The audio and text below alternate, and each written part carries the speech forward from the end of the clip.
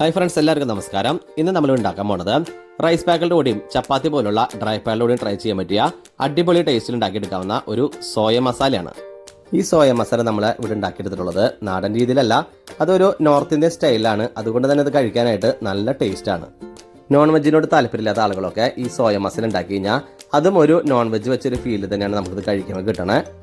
അപ്പോൾ എല്ലാവരും ഈ ഒരു സോയ മസാല ഉണ്ടാക്കിയതിന് ശേഷം നിങ്ങളുടെ ഫീഡ്ബാക്ക് ഒക്കെ ഒന്ന് അറിയിക്കാം. വീഡിയോയിലേക്ക് പോകുന്നതിന് മുമ്പായിട്ട് ഞങ്ങളുടെ ഈ ചാനൽ നിങ്ങൾ ആദ്യമായിട്ടാണ് കാണണമെങ്കിൽ മറക്കാതെ ഒന്ന് സബ്സ്ക്രൈബ് ചെയ്യണേ. അതേപോലെ തൊട്ടടുത്തുള്ള ബെല്ലൈക്കനും കൂടി എനേബിൾ ചെയ്ത് കഴിഞ്ഞാൽ ഞങ്ങൾ ഈ ചാനലിടുന്ന ഓരോ വീഡിയോയും നിങ്ങൾക്ക് നോട്ടിഫിക്കേഷനായി വരുന്നതാണ്. അപ്പോൾ നമുക്ക് നേരെ വീഡിയോയിലേക്ക് പോയാലോ. ഇതിനായിട്ട് ആദ്യം തന്നെ നമ്മൾ കുക്ക് ചെയ്തെടുത്ത പാത്രത്തിലേക്ക് അല്പം സൺഫ്ലവർ ഓയിൽ ഒഴിച്ചു കൊടുക്കാം.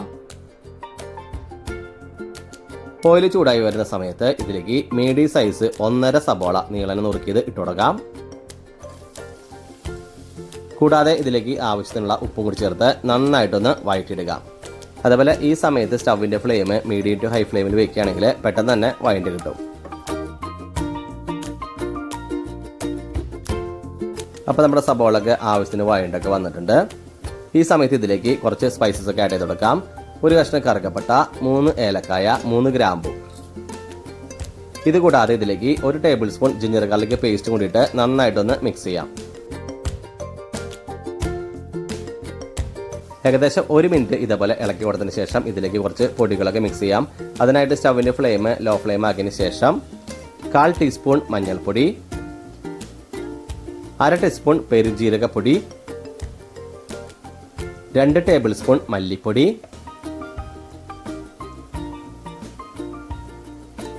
1 ടേബിൾ സ്പൂൺ സാധാരണ എരിവുള്ള മുളക് പൊടി,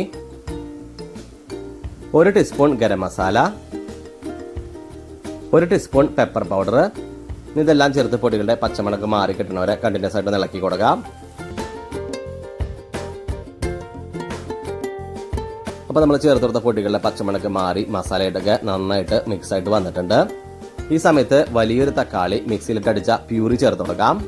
നിങ്ങളുടെ കയ്യിൽ വലിപ്പം കുറഞ്ഞ തക്കാളി ആണെങ്കിൽ 2 തക്കാളിയെങ്കിലും മിനിമം എടുക്കുക. ജസ്റ്റ് ഒന്ന് മിക്സ് ചെയ്യാം.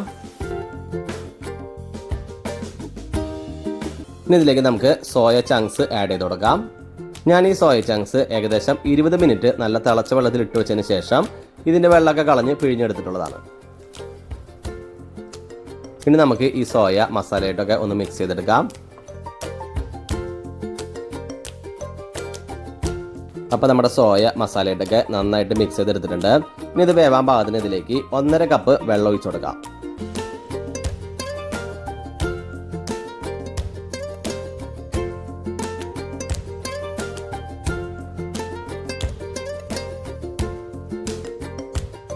ഇനി നമുക്കിത് അടച്ചു വെച്ച് മീഡിയം ഫ്ലെയിമിൽ ഒരു 10 മിനിറ്റ് ഒന്ന് കുക്ക് ചെയ്തെടുക്കാം. അപ്പോൾ നമ്മുടെ സോയ കുക്ക് ചെയ്ത് തുടങ്ങിയിട്ട് ഏകദേശം 10 മിനിറ്റ് ആയിട്ടുണ്ട്. നമുക്ക് തുറന്നു നോക്കാം.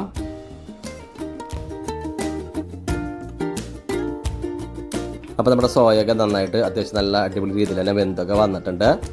പിന്നെ ഈ സോയയുടെ ബ്രാൻഡ് അനുസരിച്ച് അത് വേവാടുക്കുന്ന ടൈമിലൊക്കെ മാറ്റങ്ങൾ വരും. അപ്പോൾ നിങ്ങൾ ഇടയ്ക്കിടയ്ക്ക് ഒന്ന് തുറന്നു നോക്കി ചെക്ക് ചെയ്യുക. അപ്പോൾ നമ്മുടെ സോയ മസാല ഏകദേശം റെഡി ആയി കഴിഞ്ഞു. ഇനി അവസാനമായിട്ട് ഗാർണിഷ് ചെയ്യാനായിട്ട് കുറച്ച് മല്ലിയിലിട്ട് കൊടുക്കാം.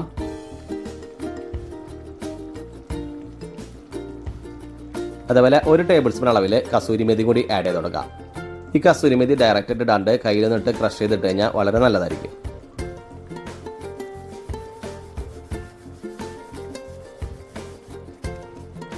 ഇനി നമുക്ക് നന്നായിട്ടൊന്ന് മിക്സ് ചെയ്ത് കൊടുക്കാം. അപ്പോൾ നമ്മുടെ സോയ മസാല ഏകദേശം റെഡി ആയി കഴിഞ്ഞു. നമുക്കിനി ഇതൊരു സർവിംഗ് ഡിഷിലോട്ട് പാർത്താം.